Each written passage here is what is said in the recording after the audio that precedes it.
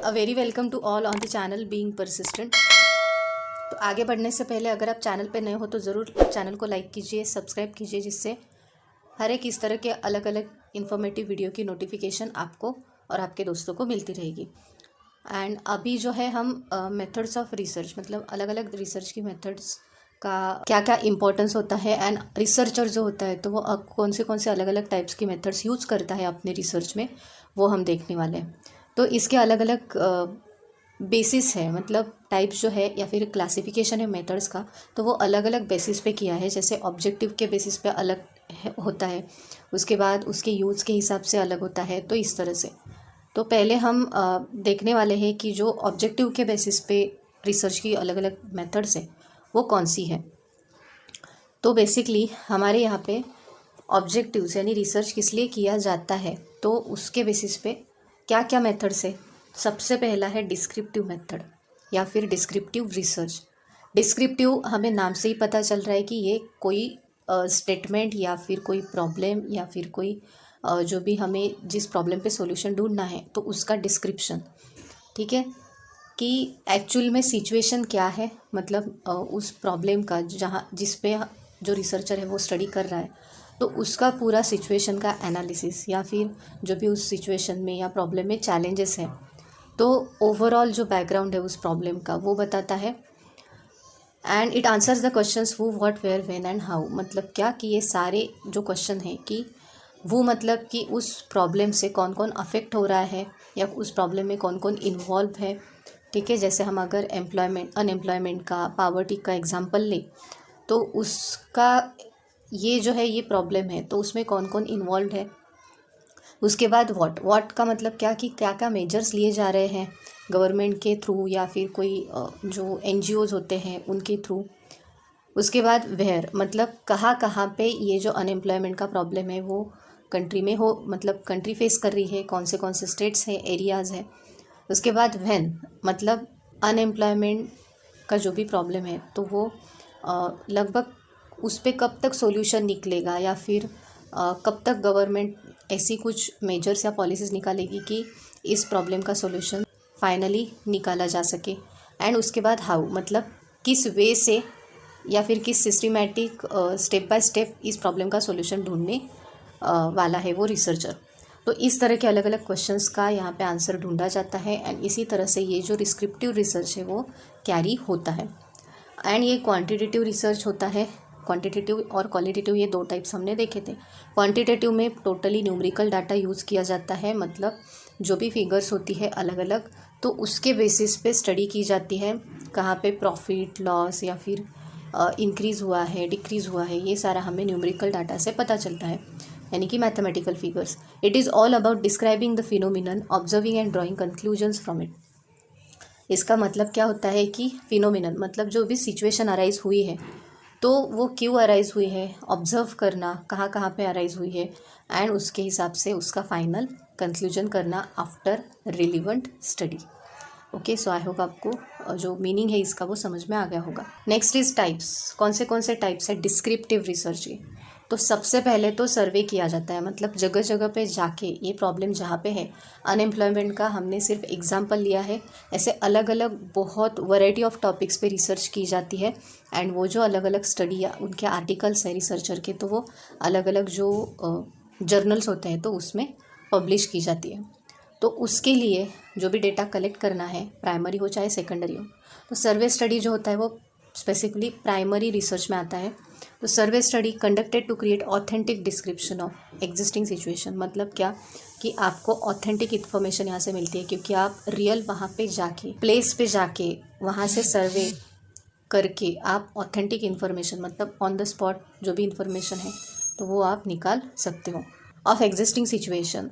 Phenomena that helps carrying out situational analysis, मतलब उस situation पे आगे कैसे जाना है तो उसका एनालिसिस किया जा सके, प्रॉब्लम को डायग्नोस किया जा सके। इसका मतलब प्रॉब्लम के बहुत ही डेप्थ में जाके स्टडी करनी पड़े तो वो भी की जाती है, कि जिसकी वजह से हमें डिसीजन जो है एग्जैक्ट डिसीजन लेने में आसानी हो जाए और हम उसके बेसिस पे जो प्लान्स होते हैं शॉर्ट टर्म लॉन्ग टर्म वो बना सके। उसके बाद है कोरिलेशनल स्टडीज़। तो सर्वे का मतलब आपको पता चला कि ये primary way of data collecting है। उसके बाद कोरिलेशनल स्टडीज़, मतलब यहाँ पे कोई भी दो वेरिएबल्स होंगे। ओके, मतलब जैसे अगर हम अनएम्प्लॉयमेंट का एग्जांपल लें तो अनएम्प्लॉयमेंट में क्या क्या वेरिएबल्स लेंगे हम कि यूथ जनरेशन एंड जो है लिटरेसी लेवल हम ले सकते हैं, मतलब ये दो वेरिएबल्स ले सकते हैं। यूथ जनरेशन लिटरेसी लेवल जो है, तो वो यूथ जनरेशन के लिए एम्प्लॉयमेंट क्रिएट करने के लिए क्या रोल प्ले करती है, तो ये दो वेरिएबल्स होएगी, literacy level and youth generation.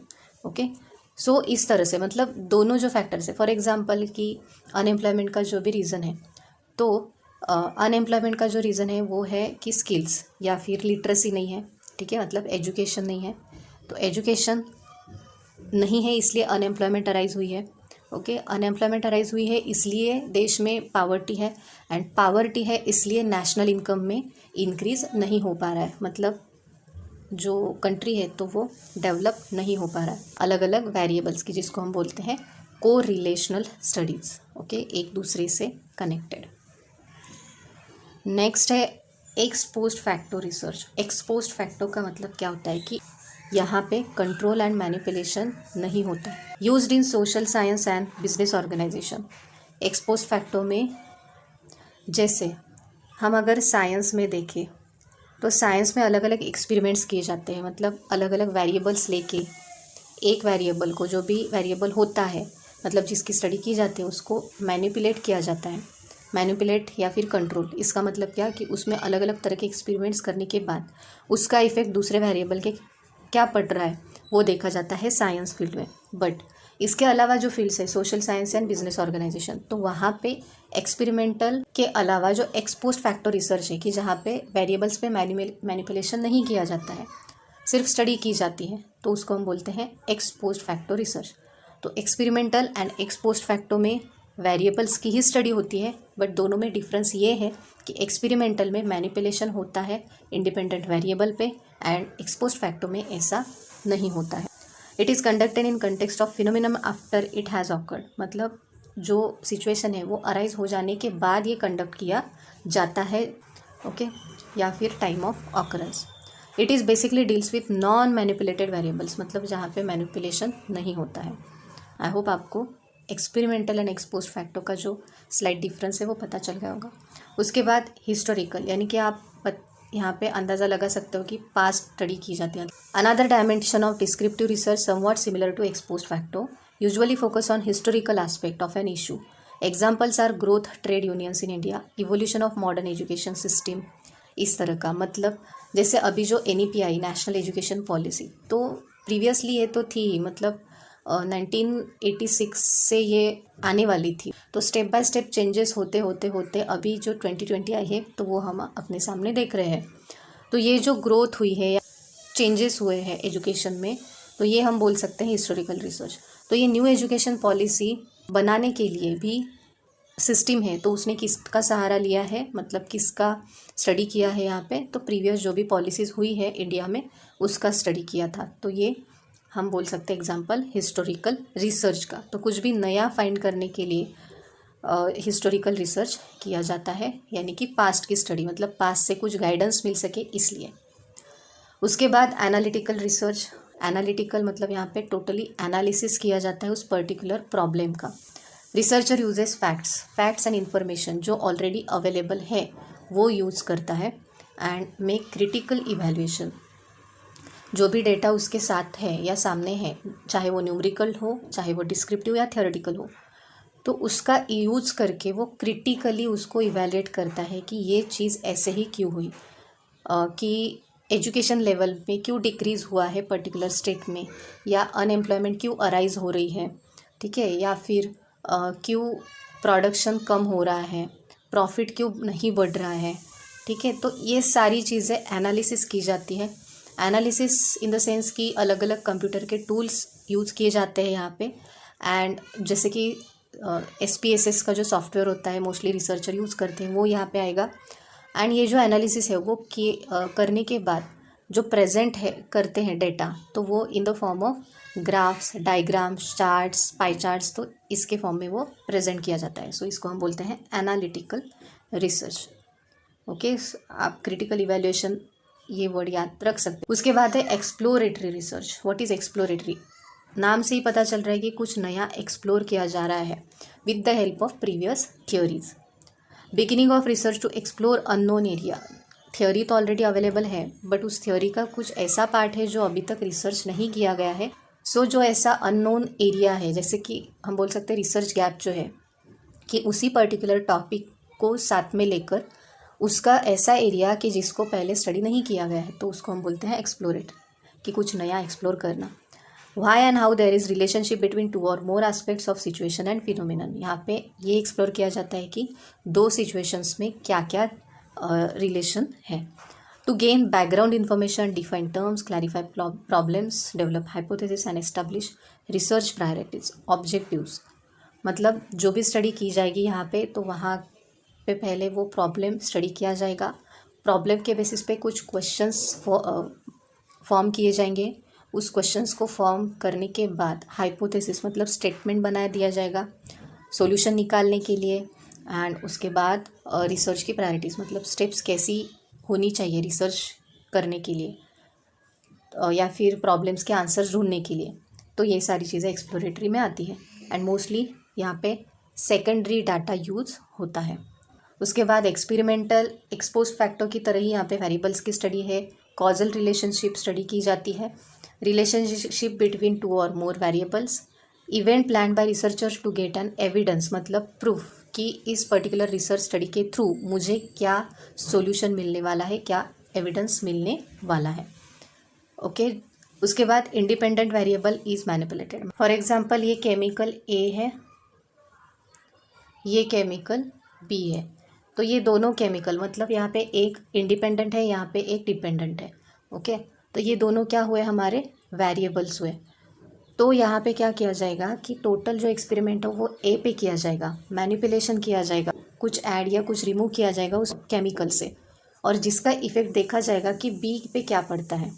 या फिर हम यहाँ पे टीचर स्टूडेंट का एग्जांपल भी ले सकते हैं कि यहाँ पे टीचर है, यहाँ पे स्टूडेंट है। तो टीचर ये इंडिपेंडेंट वेरिएबल हुआ, इस पे क्या क्या चेंजेस या फिर टीचर टीचिंग को इफ़ेक्टिव बनाने के लिए खुद कैसा इम्प्रूव हो सकते हैं, जिसका इफ़ेक्ट किस पे पड़ेगा, स्टूडेंट पे। तो ये हमारे दो वेरिएबल्स हुए।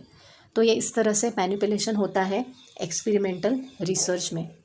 All other variable except independent variable are held constant. बाकी सारे वेरिएबल कांस्टेंट रहते हैं, वहाँ पे मैनिपुलेशन नहीं होता है, चेंजेस नहीं किए जाते हैं, सिर्फ उनका इफ़ेक्ट देखा जाता है after manipulating independent variable. Experimental के कुछ टाइप्स है, ये आपको बहुत इन डेप्थ में पढ़ने की ज़रूरत नहीं है, बट ये आपको पता होने चाहिए कि अगर आपको क्वेश्चन में पूछा जाए कि प्री एक्सपेरिमेंटल के कौन से टाइप्स हैं, तो आपको क्या किया जाएगा कि ये 3 दिए जाएंगे और इसके अलावा ट्रू, क्वासी या स्टैटिस्टिकल से एक कौन सा तो दिया जाएगा। तो आपको ढूंढना है, वो इनकरेक्ट वाला पूछ सकते हैं या करेक्ट वाला पूछ सकते हैं, ठीक है, बोथ। मतलब वो ये भी कर सकते हैं कि pre experiment which are not correct below, ऐसा अगर आपको दिया जाए तो आपको यहाँ से प्री एक्सपेरिमेंटल के जो है टाइप्स दिए जाएंगे ये 3, और कोई एक यहाँ से दिया जाएगा, तो आपको इसको मार्क करना है। Pre experimental 1 shot case study, मतलब यहाँ पे केस स्टडी होती है एक ही बार, मतलब बार बार वो स्टडी नहीं की जाएगी, एक ही बार पूरा इन डेप्थ स्टडी की जाएगी। केस स्टडी मतलब कोई पर्टिकुलर प्रॉब्लम या फिनोमिना के ऊपर। प्री एक्सपेरिमेंटल मतलब एक्सपेरिमेंट से पहले। उसके बाद 1 group pre test and post test, मतलब एक ग्रुप यहाँ पे फॉर्म किया जाएगा एक्सपेरिमेंट करने के लिए। प्री टेस्ट मतलब जो स्टडी है तो उसको कैरी करने से पहले की टेस्ट की जाएगी, और उसके बाद है static group. Second true experiment में क्या आता है, pre test post test control group, मतलब एक्सपेरिमेंट को इन डेप्थ स्टडी करने के लिए प्री टेस्ट कि पहले क्या सिचुएशन थी, उसके बाद जैसे कि हम देखते हैं एडवर्टीज़मेंट अलग अलग कौन सी कि जैसे वेट लॉस या वेट गेन की जब हम एडवर्टीज़मेंट देखते हैं, तो वहाँ पे क्या कि पहले उस पर्सन की क्या कंडीशन थी, उसके बाद वो पर्टिकुलर जो है मेडिसिन खाने के बाद मतलब एक्सपेरिमेंट किया गया उस पर मेडिसिन का, एंड उसके बाद पोस्ट मतलब उसके बाद उसकी क्या कंडीशन है, तो इसी तरह से यहाँ पे कंट्रोल किया जाता है। उसके बाद post test and only control group and Solomon 4 group. Next है क्वासी एक्सपेरिमेंटल टाइम सीरीज़, मतलब कौन से अलग अलग टाइम इंटरवल्स में क्या क्या चेंजेस होते हैं, तो ये एक्सपेरिमेंट के थ्रू पता चलता है। एंड मल्टीपल टाइम सीरीज़, मतलब अलग अलग टाइम पीरियड में उस पर्टिकुलर वेरिएबल में क्या क्या चेंजेस दिख रहे हैं रिसर्चर को, तो this is quasi experimental. Last one is statistical यानी कि ये रैंडमाइज्ड होता है, वेरिएबल्स यहाँ पे रैंडमली सिलेक्ट किए जाते हैं। एंड यहाँ पे Latin square design and factorial design, in 2 methods का भी इस्तेमाल किया जाता है क्योंकि आपके पास स्टैटिस्टिकल डेटा अवेलेबल होता है। तो आई होप आपको एक्सपेरिमेंटल, उसके बाद डिस्क्रिप्टिव या फिर जो एक्सपोस्ट फैक्टर है एंड हिस्टोरिकल है, ये सारे जो टाइप्स थे ऑब्जेक्टिव के बेसिस पे थे जो हमने आज देखे। इसके बाद का जो वीडियो आएगा तो वो भी रिसर्च की अलग अलग मेथड्स के ऊपर ही होगा, बट उसका बेसिस अलग रहेगा। सो आपको इसी तरह से जो है डिटेल में रिसर्च की मेथड्स के ऊपर अगर कौन सा भी क्वेश्चन आए तो आप इजीली डील कर सकते हो। Thank you for watching the video and continuous support for the channel. इसी तरह से चैनल के साथ जुड़े रहिए एंड ज़्यादा से ज़्यादा वीडियो को शेयर करते रहिए। So thank you so much, have a nice day.